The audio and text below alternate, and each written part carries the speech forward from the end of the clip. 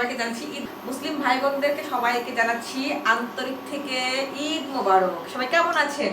তো আজকে স্পেশাল রান্না হবে সাদা ঝরঝরে পোলাও। আর এই যে পোলাওর সঙ্গে আমি খাঁটি সরিষার তেল নিয়েছি, আর এখানে পেঁয়াজ কুচি করে নিয়েছি। আজকে আমি রান্না করব আমার শাশুড়ি মায়ের মতো। আমার শাশুড়ি মা যেভাবে রান্না করে, আমি দেখি আমার শাশুড়ি মা কীভাবে রান্না করে। আমি কিন্তু ছোটোবেলা থেকে একদম কিন্তু রান্না বাড়ি শিখে আসিনি, বাবার বাড়ি থেকে সব রান্না কিন্তু আমার শাশুড়ির কাছে শিখেছি। যাই হোক, এই যে সরিষার তেলটা দিয়ে দিচ্ছি, আর বেশি তেল দিব না কারণ আপনার দাদা একটু হার্টের সমস্যা আছে। তো যাই হোক, এই যে আমি এখানে ফল দিয়েছি। আমি সাধারণত পোলাওতে এই কালো ফলটাই দিয়ে একটু তেজপাতা দিয়ে দিলাম।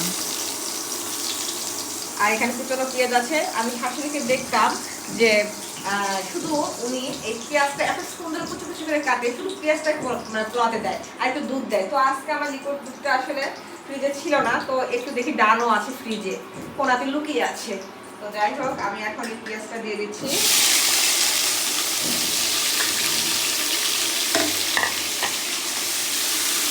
পেঁয়াজটা সুন্দর করে ভাজতে হবে। আর এই যে খাসির মাংস আছে, এখানে একটু খাসির মাংস ভুনা করব।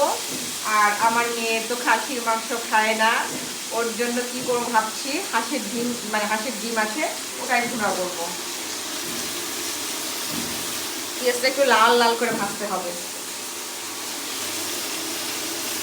আমার শাশুড়ি মা যা রান্না করে সেটাই অনেক মজা হয়, অনেক। আর মাংস রান্না, বিশেষ করে মাংস রান্নাটা আমার শাশুড়ি আরও অনেক সুন্দর করে। তো একটু একটু রান্নাগুলো শাশুড়ির কাছ থেকেই শেখা।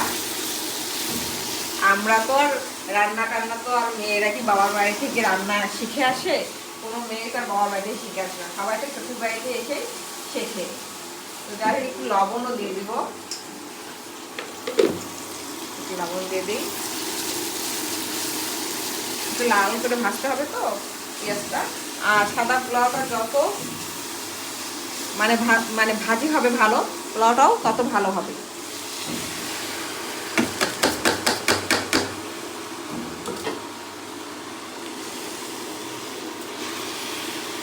সুন্দর করে ঝরঝরে করি আগে, তারপর একদম লাল হবে, লাল লাল লাল হতে হবে।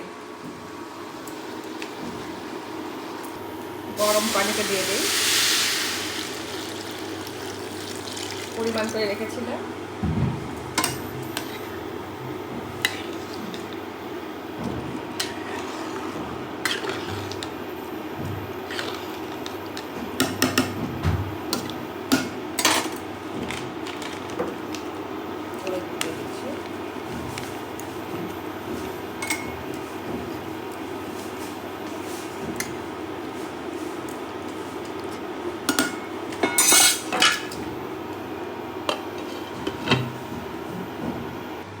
এই যে ফাইনালি আমার, এই দেখো ঝরঝরে পোলাওর লুকটা কেমন হয়েছে।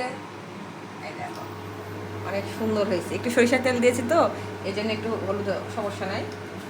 এই যে